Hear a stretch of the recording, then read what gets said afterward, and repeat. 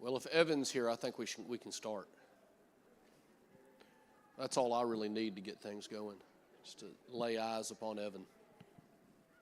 Then everything's right in the world. Morning, Mr. Carroll. This morning we have today's class, and then next week I'll sort of wrap up what we've been doing in here. So some of you are excited to think that we won't have to talk about death every week after this week, or next week I should say. This week and next week we'll continue our discussion about death and martyrdom.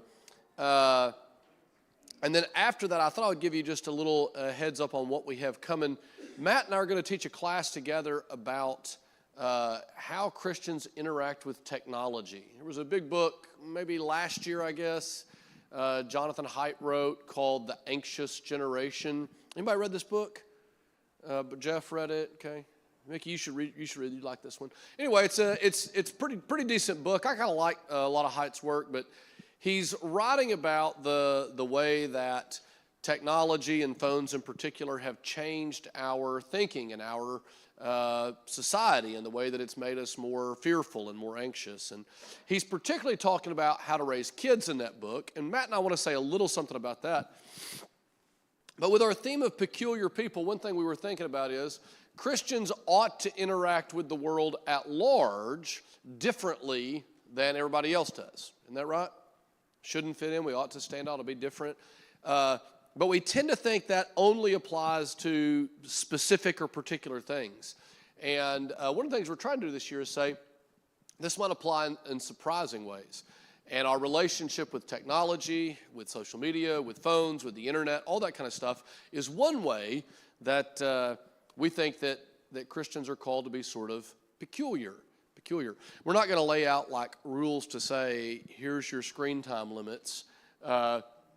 But I do hope we'll have some things that will be both practical and also rooted in what Scripture teaches. We'll try and not just have it be a kind of like, class on how to navigate technology, but rather to think clearly about how does Scripture teach us to think about the underlying principles that affect how we think about technology.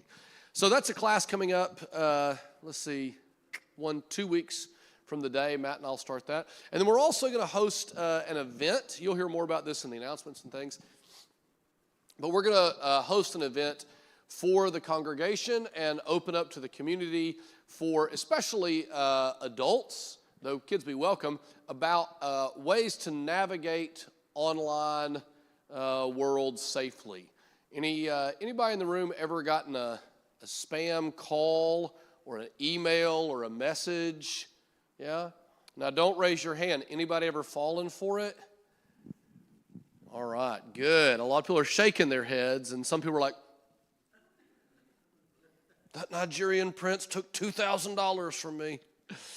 Anyway, we thought it would be one of those things like we did a while back on like estate planning, or like we did when we talked about drugs and alcohol, where we said, what's something that we have to say that might be useful to the community, that the church might be able to bless the community in some way. And one thing we thought was, especially older people tend to get inundated with scamming and phishing and deceptive messages, or they do things online that are not that put them at risk, and people prey upon these folks. I remember I had a friend who was an older guy, and the last 3 years of his life, it was like he had always gotten some of those calls and texts and things, but as soon as he got like a cancer diagnosis, they just started zooming up. And as his mind was less ready to, less nimble to navigate those things, the threat became greater. So that was one thing we thought. We have some people in this congregation who have some knowledge about that. So we're going to put that event on, and you'll want to come out, support that, or invite people in the community that you may know that would be a blessing to. It should be a fun night. Just a couple notes about things that are coming up. Glad everybody's here this morning. Matt is not here today because he is in Chicago on, I think, what will be his last writing retreat, because yesterday he sent me an email with the draft of his dissertation. So that's very exciting. He said he was just editing through the bibliography. I'm about ready for him to be done with it. How about y'all? Right? Be done with it. Set it aside.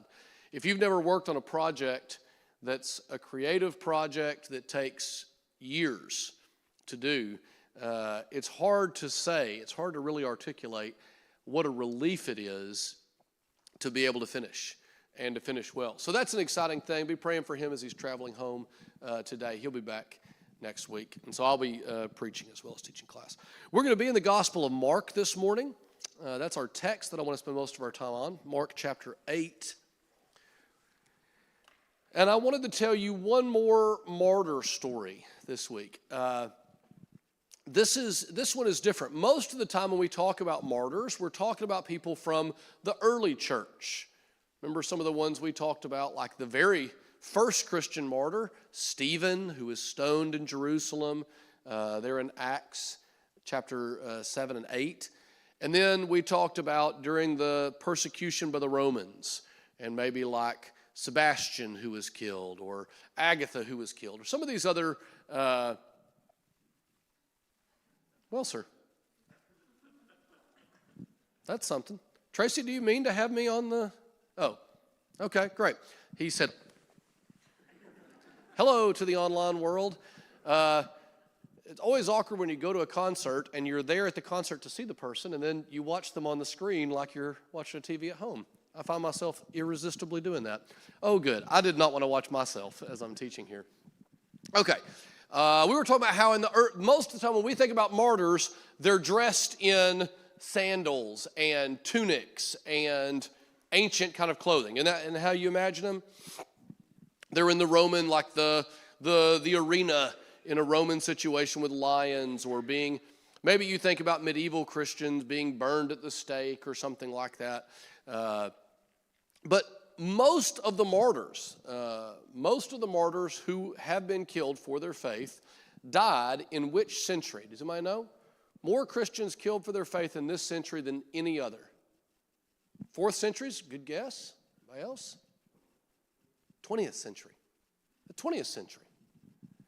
20th century is when I was born. Now, some statistical person in the room, some mathy person, is sitting there going, well, let's think about population numbers here, Mac. There are a lot more human beings alive in the 20th century. I mean, there are about 1 billion Christians in the world today, and there were 14 on the day of Pentecost. I guess it's 150. But anyway, there's not that many in the ancient world. Now, there's a lot more, so, we're just, it's, what's the ratio of persecution? Well, I don't know the ratios. But I do know this, the first time I heard that stat, I was very surprised. I thought of martyrdom as an ancient thing and not a contemporary thing. But the truth is that people are killed for their faith a lot. And sometimes Christians, because we honor martyrs, because we hold that up as a great and glorious thing in the sight of God, to be killed for your faith, sometimes I think we, if a Christian is killed and they're a faithful Christian, we say, oh, killed for their faith. My favorite example of this is the preacher and pastor and theologian Dietrich Bonhoeffer. Some of you guys familiar with this famous 20th century German writer. I love his book Discipleship and his book Life Together, and he's wonderful. And he was killed by the Nazis. He was put in a concentration camp and hung with piano wire. That's how they killed him. And people often talk about him as a martyr. Matter of fact, there was a best-selling book a few years ago called Preacher, Pastor, Martyr, Spy, that was about him. And I remember thinking, preacher, yes. Pastor, yes. I mean, in the colloquial sense. I'm not trying to get into that debate. Spy, yes. But martyr? Was he killed because he was a Christian, or was he killed because he was involved in an assassination attempt on Hitler? So sometimes we overcount martyrs. We count people because we want to be a little bit... maybe we're looking to exalt them a bit. But even having said that, both in the early 20th century or the mid-20th century in Germany, but especially in Russia and China, in the communist countries, Christianity became illegal, and it was bad. Lots and lots of folks. The other thing that's hard for us to imagine is that there were still tribal people who had very little interaction with the modernized or rich or industrial world in the 20th century, even in the Americas. So the martyr that I want to tell you about this morning is a guy named Jim Elliot. Anybody ever heard of Jim Elliot? Yeah? Okay. Famous Christian. He was from, I think, Portland, Oregon. He was from the Northwest, and he went to school at Wheaton College. Wheaton's a kind of evangelical Baptist-adjacent school in Illinois. Nice school in many ways, but they rejected me when I applied for their PhD program, so I have a real, kind of a grudge against Wheaton. Anyway, what was I talking about? Jim Elliot, though, did not. He went there as an undergraduate, and he was a really talented, good student, charismatic guy. Very, very kind of well-known in his community for his preaching and his speaking and things. And he felt called to mission work. And he thought about going into youth ministry. He was great with kids and worked with them some. And people said, what about this? And he had a line. He said, well, that's great ministry, but it seems to me that there is, that the youth ministry that I was called to, the people were well fed. And I wanted to go and minister to the hungry. I thought that was a kind of insightful thing. I'm not one to look down upon a place that needs shepherding just because it has resources. But it reminds me of Paul, who says, I made it my ambition to preach the gospel where Jesus' name had not been heard. Well, Jim Elliot heard about in South America, in Ecuador, there was some mission work going on among some tribal peoples down there. And he went down and he got involved, and he heard about another tribe of people who the local indigenous folks referred to as, this is their word, as savages, as dangerous people, really hostile to outsiders. And no one had taken the gospel to them. And so Elliot said, that's what I want to do. So he started looking for partners to go with him, and he had a guy, and then you can imagine these are guys, and they're like, 20s. And he said, I think I need to be single if I'm going to go and do this sort of stuff. Can't take a family with me. So the other guy's like, I'm going with you. And then what came between him and the mission work, you can imagine. Oh, woman. He fell in love and he got married, and he said, I don't know that it's right to go down there, that you're looking for a single guy. I'm going to get married. So he got married. So Elliot, found another guy, and then that guy got married, found another guy. Now, Elliot himself met this woman who also was from Wheaton. Her name was Elizabeth, and they fell in love, but he said, I have to go down there and do this mission work. Well, here she came. She went down and got involved as well. And so they married, but he said, all right, now I'm going to go. These 4 missionaries, he was kind of the leader, but 4 missionaries, all men went. And they made initial contact with this tribe.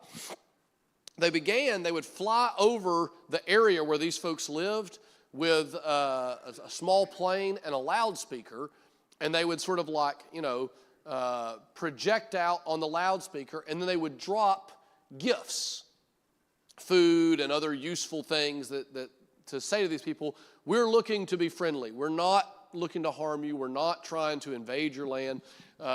We're friends. And so they dropped gifts for a while, and they met a couple of guys from this tribe and had a pretty friendly interaction. And so they were feeling good about it. And as they went further, 10 men from this tribe, 10 warriors came out, met these missionaries, and killed them. Killed them all, threw their bodies in the river. People didn't hear from them for a few days, and then they found their bodies washed up downriver from where this had happened. This is 1950s. I think 1956 is when he died. 1950s. Just curious, who in the room was alive in 1956? Look around the room. That's not a small number of hands. This is in our living memory. There were people who went to take the gospel to folks and were killed. Bring the gospel to them. So that's the story of Jim Elliot. But the thing that he is best remembered by, his wife Elizabeth wrote some books about him and about this mission work and so forth and so on. But of course, once those guys were killed, what happened to the mission work? The wives picked it up. And more people came. And they brought the gospel to that tribe. and converted many to Christ. Christian people have peculiar ideas about death. This is, if you take a missions course, sometimes when my friends at Harding teach classes on the history of missions, here's a very common story. A new land, unchristian people. Missionaries come. They try to spread the gospel. They are resisted, exiled, or killed. Another wave of missionaries comes. They are resisted, exiled, or killed. And then you say, it was the fourth group of missionaries who finally converted people and planted a church in these areas. That's not just Jim Elliot in Ecuador. That's a common story. And that is peculiar, isn't it? I had a student once, young woman, maybe 20 years old, cute, petite, small girl, really loved the Lord, one of these kind of like super passionate Christian girls at Harding. They're all over the place. And she was in my Bible class on the Gospels. And we were talking about Jesus's relationship with and ministry to prostitutes. And she was just convicted as she was reading the gospel about this. And she came to me, it was must have been in the fall, and she said, I have been researching this. I think I want to get involved in ministry to prostitutes. And I said, oh yeah? And she said, yeah, there's a group in Vegas that ministers to showgirls and prostitutes and does evangelism at porn conventions. And I want to go get involved in this group and try to minister to these people. And I said, you want to go to Las Vegas and walk around on the streets at night with prostitutes and pimps, and then during the day go to pornography conventions and try to minister to people who are in the porn industry. This is what you want to do. All right. Now, my daughter is 14. If she comes to me in 6 years and says, Dad, here's how I want to spend my summer, what do you suspect I'm going to say? I see Brian and Lisa back here.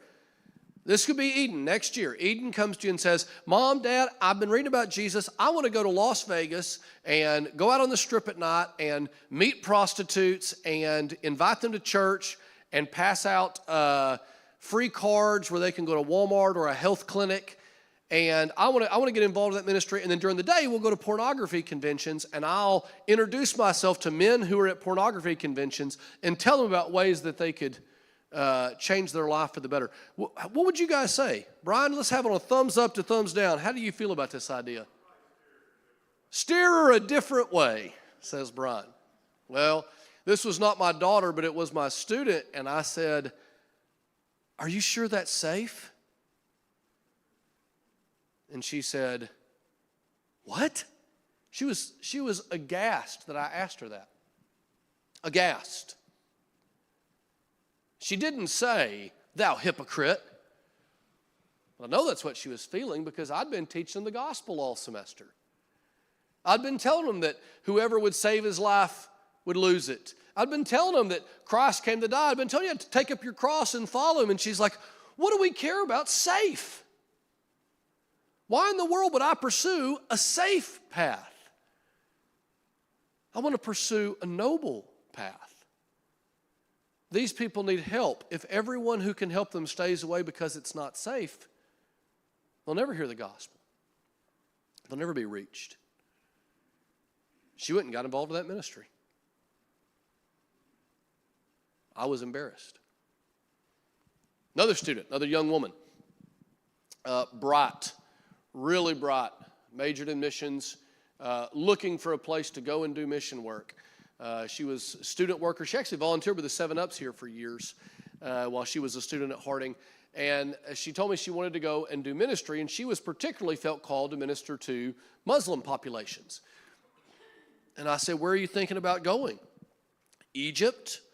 And she said, I'm thinking about Afghanistan. This would have been in 2006, 7? She said, I'm thinking about Afghanistan. And I said, what about Egypt? Lots of Muslims in Egypt. She said, yes, but there's a greater need in Afghanistan. Fewer missionaries there. And I said, but it's so dangerous. There's a war there right now. And she said, I know. Some of these people might die before I can get them the gospel. And I thought, I talk a big game. But as soon as I love somebody, I don't want them going off into harm's way. I like the idea of my kids being heroic, but I sure don't want them to be martyrs. Any parents got an amen for me this morning?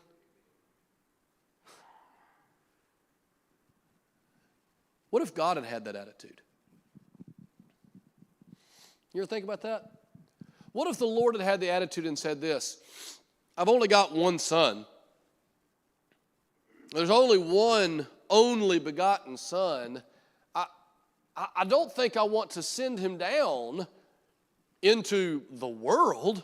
It's dangerous there. They'll hurt him. Those people can't be trusted. I've been watching them for a long time. I've been involved with these people. They are not to be trusted. They're dangerous people.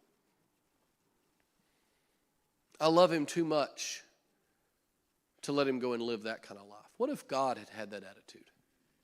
Can you imagine? Where would we be? The truth is, if you want to go back and think about your own heritage, just think about yourself and where you come from, and think about why it is that you're a Christian. Why it is that you're a Christian. That's an interesting question, isn't it? Now, I'll do myself. I'm a Christian for a number of reasons, but here's one good reason. My mom and daddy are Christians, and they brought me to church, and then I had a good youth minister who taught to me and had good preaching and good Bible class teachers, and this church right here, and that's why I'm a Christian. But how come my mom and daddy are Christians? Well, that's because Grams and Gramps were Christians, and Grandmama on Daddy's side, Christian. They took them to church, and, they were raised Christians. My people are Scotch-Irish descent. How come these Scotch-Irish people had Christianity at all? This fellow named Patrick went up there to Ireland as a slave, got free, and then went back to try and take the gospel to them, even though it was a dangerous place, even though those people were savages. If you go back far enough, guess what you're going to find out? In your own family, somebody was willing to take an heroic risk in order for whoever converted you to be converted. It turns out when Jesus said, right, the world will hate you, that was not like a temporary condition. Christianity is always going to be different. Mark chapter 8 and verse 34.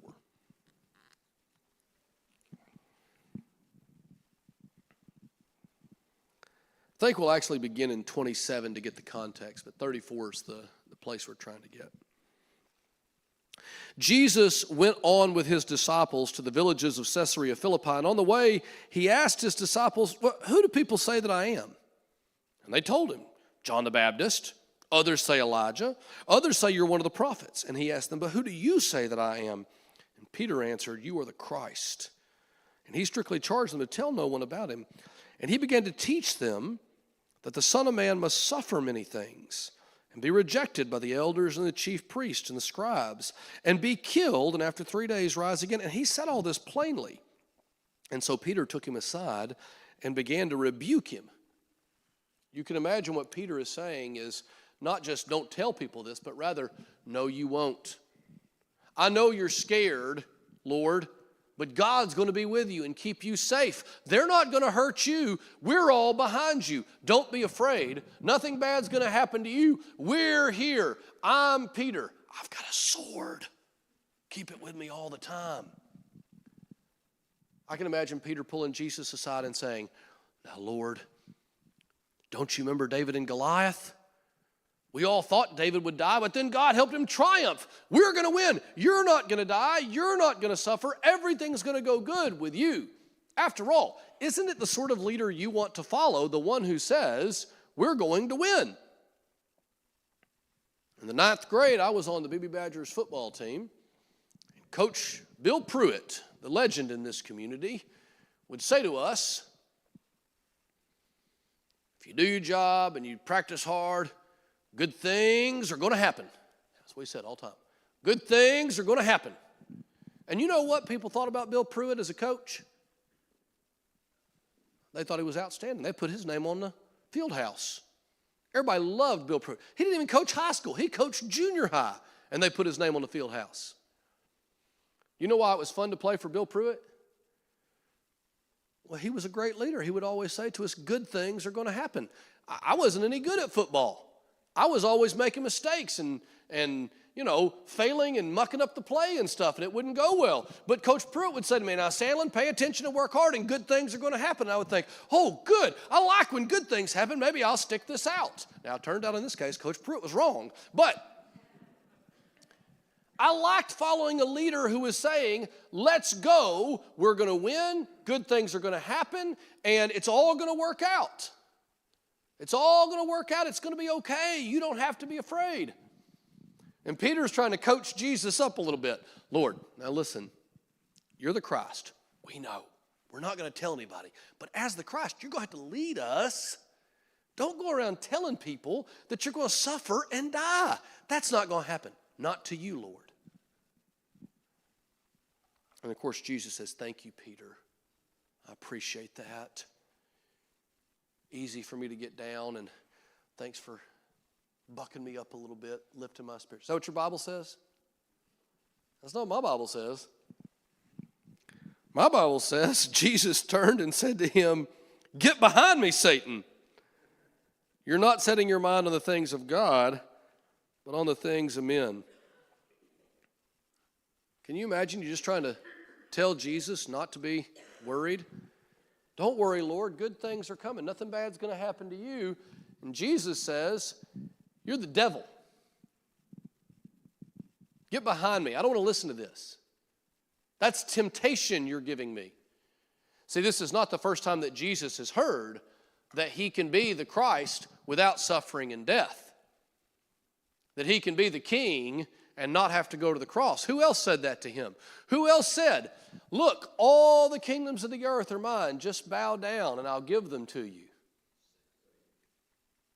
He recognizes who it is that's speaking in Peter's mouth. I wonder if the Lord would say to us sometimes, I wonder if he would say to me when I looked at my student and I said, I'm not sure that's safe. I wonder if the Lord would have said, get behind me, Satan.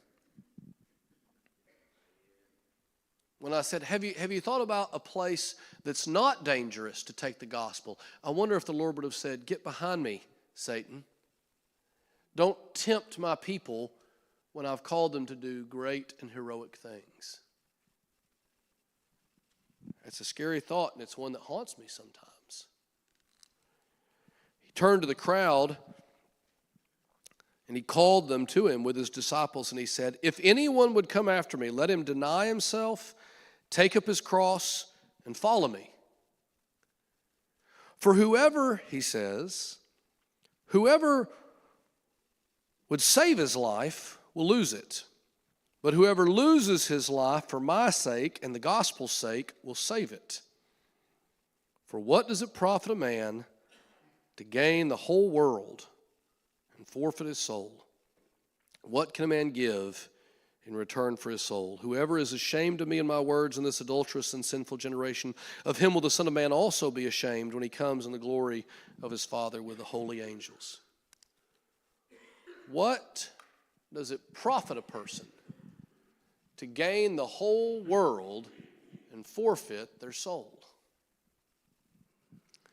I bet, I've not talked to him about this, but I bet what Brian and Lisa are hoping for Eden is that she has a good career or a good family and peace and stability and happiness. Am I right? Paige, what do y'all want for your boys? Is that what you're hoping for Beckett and Will?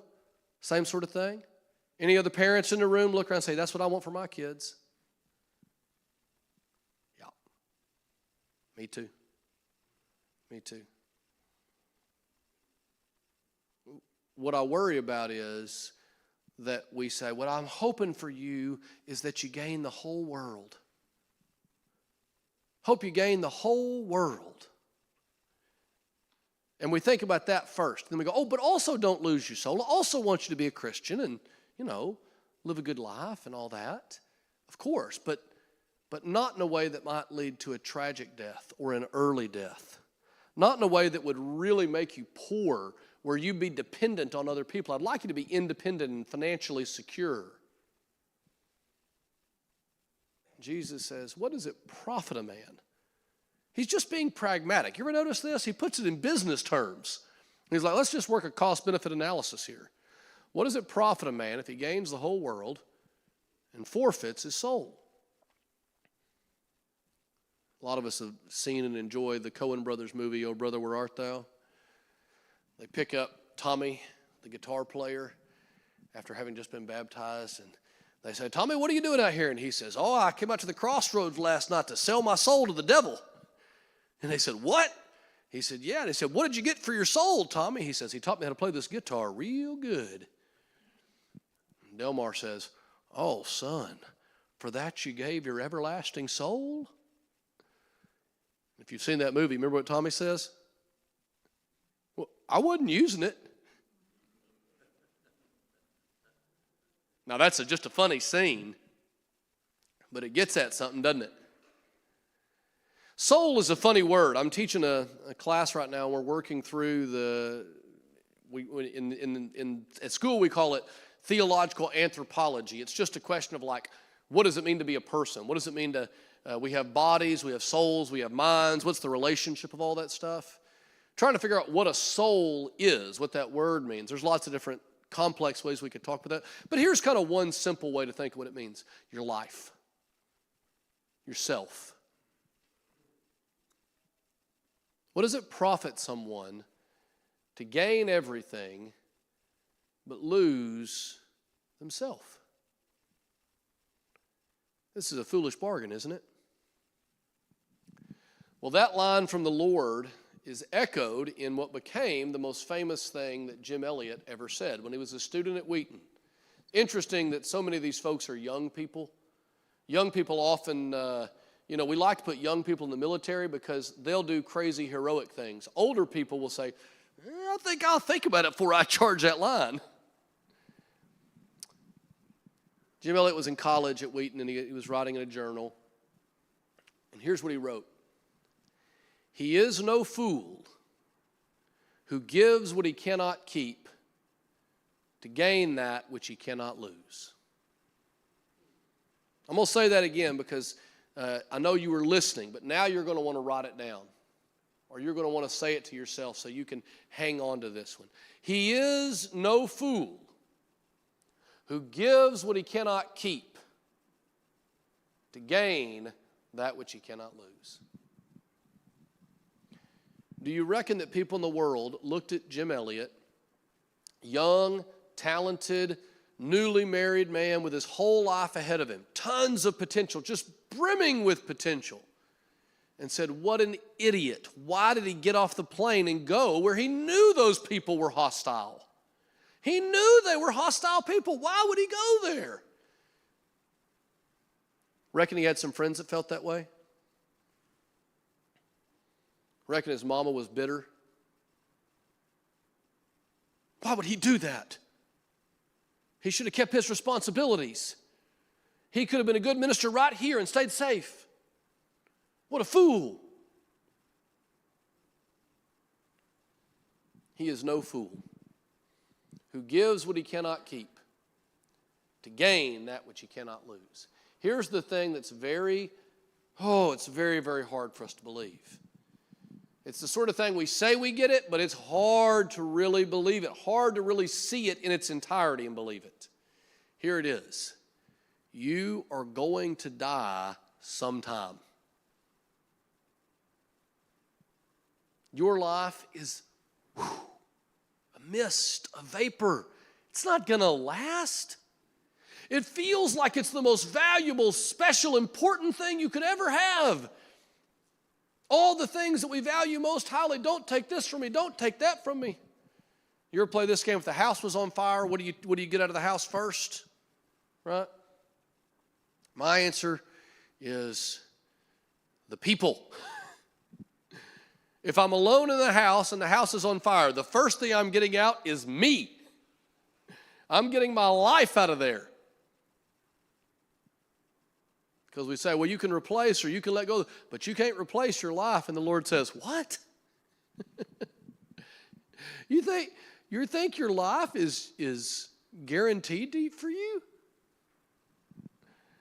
It's like somebody who is clinging to money in their bank account when tomorrow the whole economy is going to collapse and the money's worthless.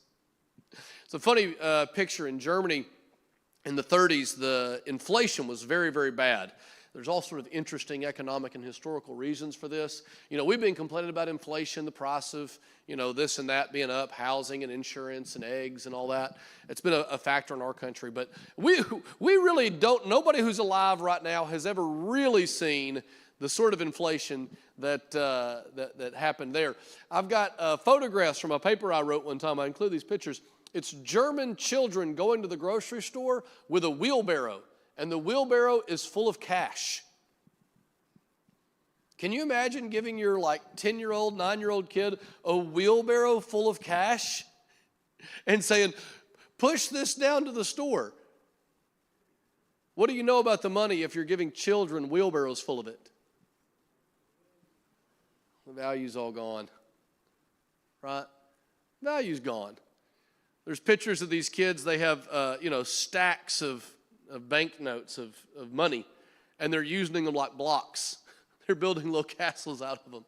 They look like millionaires, except everything they're building with is worthless. Lots of times I think that we're like some foolish miser, hoarding up worthless money, imagining that we can keep it. You are going to die. And that's true whether you're a Christian or not. The question is, can you be wise about that on the front end? Can you say, life is precious, life is a gift from God, God has work for me to do with this life, and yet hold your life lightly in your hand, such that you can say, well, if the Lord wants it, it's His. I find that's the sort of thing that's easy to say until He says, I need that. Isn't that right? Most of us fight tooth and nail to stay alive. Most of us think the worst thing that could happen to us is that we could die.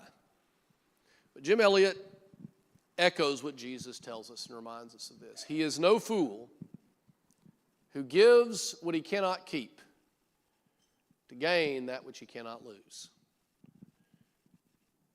Life eternal. Thinking about a difference from home. Remember what Polycarp said? You threaten me with a fire that lasts a couple of hours? You're just ignorant, I guess, of the fire that lasts forever. Christian people die in peculiar ways because we are living in a different world than most folks. And that's the message that I think we take away from the martyrs in every century. And I tell you the story of Jim Elliot to say, don't imagine this is only about long ago and far away. This is the sort of thing that's happening to brothers and sisters in the church around the world today as well. And it may be that God is calling you or someone you love to a hard, scary, dangerous assignment that could cost them their life. That's actually not the exception, that's the norm. Whomever would follow after me, Jesus says. He doesn't say, now a few of you who follow after me, you'll have to take up your cross. Most of you can just live peaceably. What's he say? Whoever would come after me, let him take up his cross and follow me. What does it profit a man to gain the whole world and forfeit his soul? What can a man give in exchange for his soul. Next week, we'll have a few final comments about this peculiar way that we think about death. We'll review some of the things that we said earlier in the class, look at some of the assignments we did about how we'd like to die, about what we'd like our last words to be, and see if some of the reflections we've done by looking at the folks who actually died as martyrs changes our thoughts on that as we go forward. Thank you guys for being here this morning. We're out just a little bit early, so we got a little more time to visit between class and services. Appreciate you guys.